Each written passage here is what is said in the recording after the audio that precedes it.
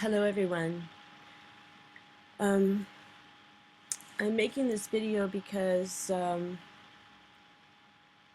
it seems like it's really important to mention some things, and I'm just trying to do my part because it seems like if I feel this way and I don't say anything, uh, um, I don't know. Yesterday morning I woke up early. I woke up with this feeling or this pressing on my mind, and I didn't make a video about it then, but this is what was what was in my head, and that is that the well, what should I say, the Illuminati, the elite, the people, controllers, the people who are running everything, the powerful people who are making movies, that is like their vision board. And a lot of people know what a vision board is. It's like for law of attraction.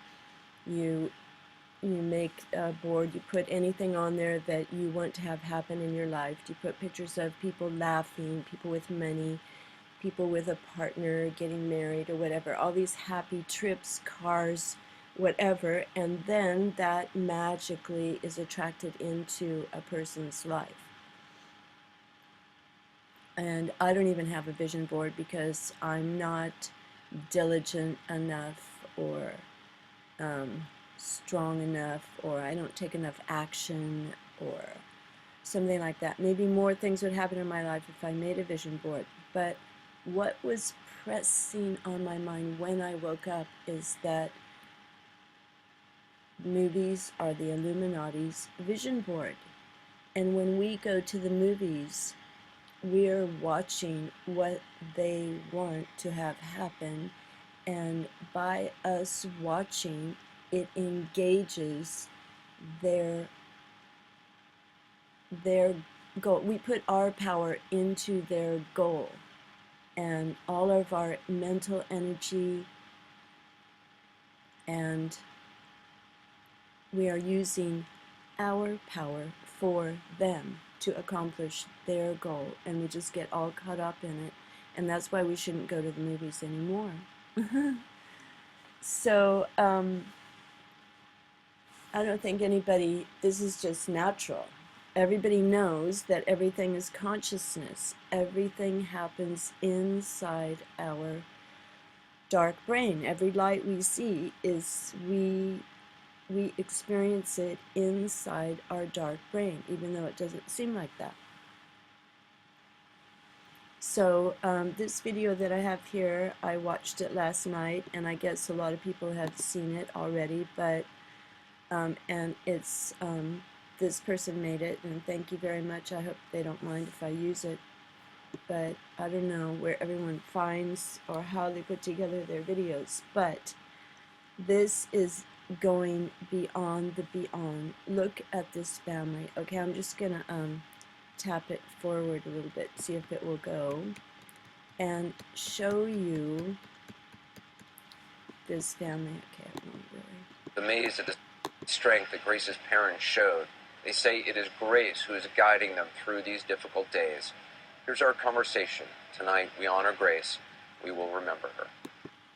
Okay, he looks sadder than the parents. Now watch this.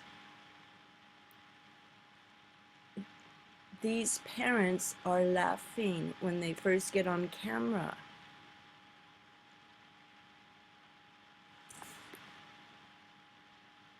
Also, my backlight of my computer is dying.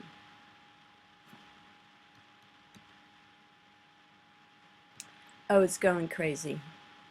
But if you watch this, okay, does this look like a grieving mother? Honestly, it does not.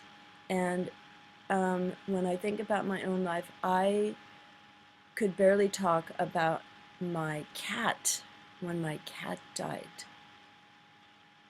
And it took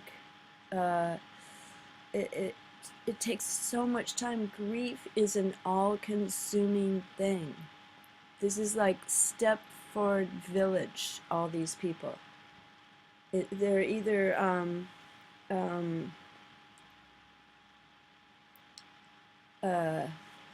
they're either actors, or they're so cold-hearted, or there's something, some kind of brain damage or something. Well, last night I was looking at this on my computer and it worked out really well. Oh, smiling. How can we be smiling? And another thing, not one bit of sadness.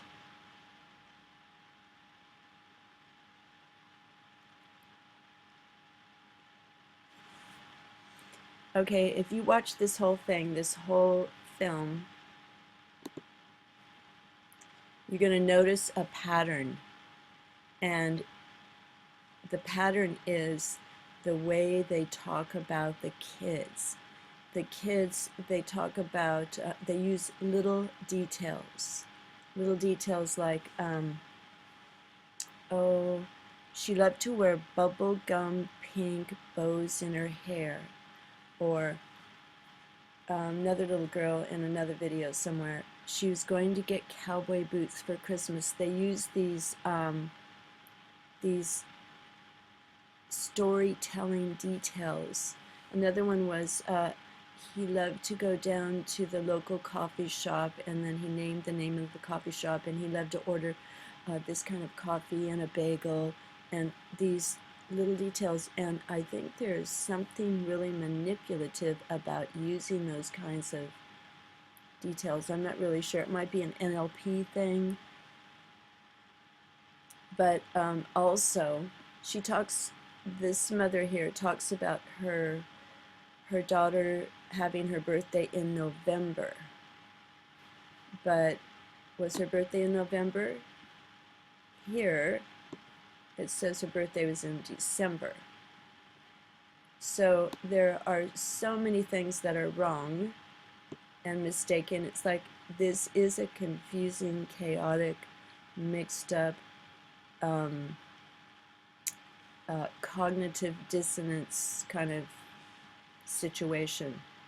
And I have to say again, the scariest thing of all to me is that people aren't noticing. This isn't even scary, that these people are smiling so much. The scary thing is that no one notices. So the truth is that our power lies in our focus, and our focus is sacred, and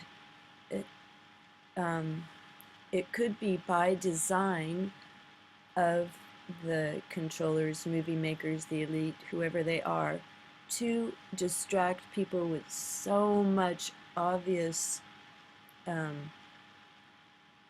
content here that doesn't even just doesn't even make sense, that we are spending hours and hours and hours and hours every day finding all these insane clues that take us away from our own power, that could actually be countering them.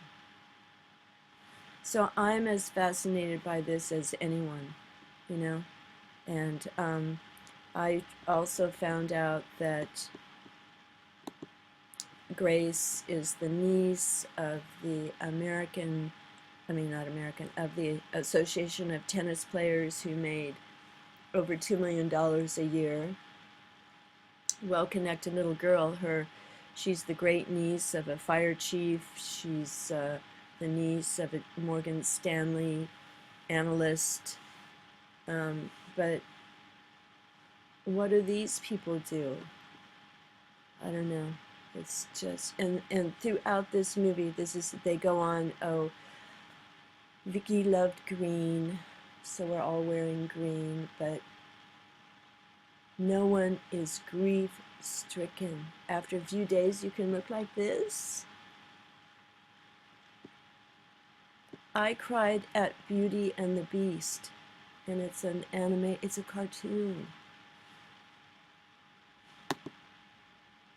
he's fine. You went to the funeral home, and you were telling me the story of she has a white casket. She does. And Look, he's happy. He's happy. They didn't even coach them to look sad. They coached them to look happy, to really drive people insane. This is causing people to doubt their own minds. What happened? when we walked in the room, it was the first time we had been able to be with her. And when we walked in the room and we saw that white casket, you felt like the floor was falling out beneath you and your breath was taken away. But earlier in the morning, I decided, because Grace loved art so much, we were packing Sharpies in our pockets. And when we got in... Okay, so she says that was the first time they could be with Grace. The first time they saw her was in a casket. They didn't even see her. They don't even know if there was anything in the casket, it seems like. And the owl that Grace drew,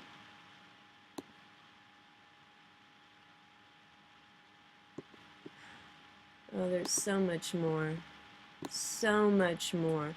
But the owl that Grace drew,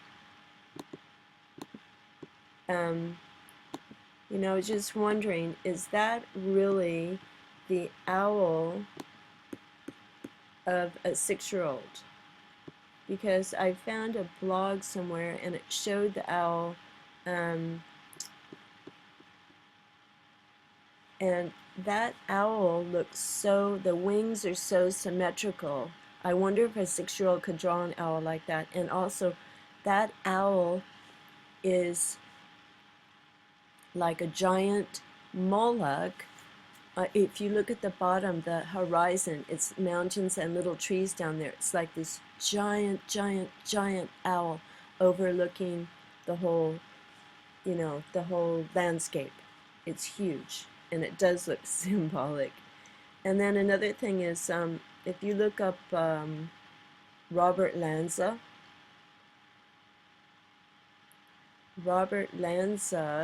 I don't know if he's related to Peter Lanza, but Robert Lanza is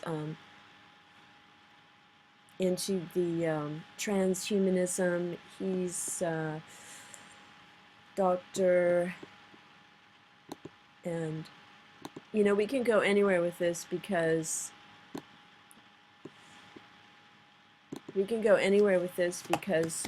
anything goes right now. Nothing is ridiculous. So Robert Lanza is a doctor, and when I look at his picture, he actually looks like Peter Lanza.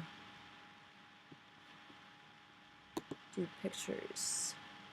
And so maybe they did some experiments on Adam Lanza. If he, you know, here he is. He looks a little bit like Peter.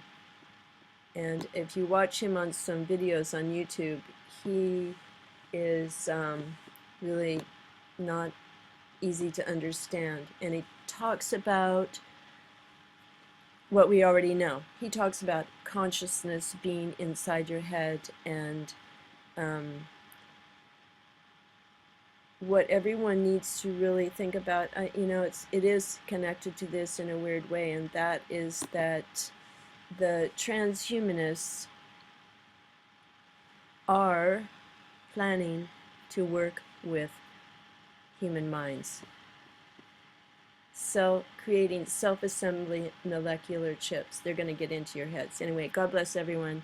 Take care, and at least give equal time to what your desires are for the earth and the world, instead of too many hours on the evil, these evil manipulators of horrible things that happen so they can achieve their goals. Okay, thank you for listening to me so much, and God bless. Thanks for feedback too.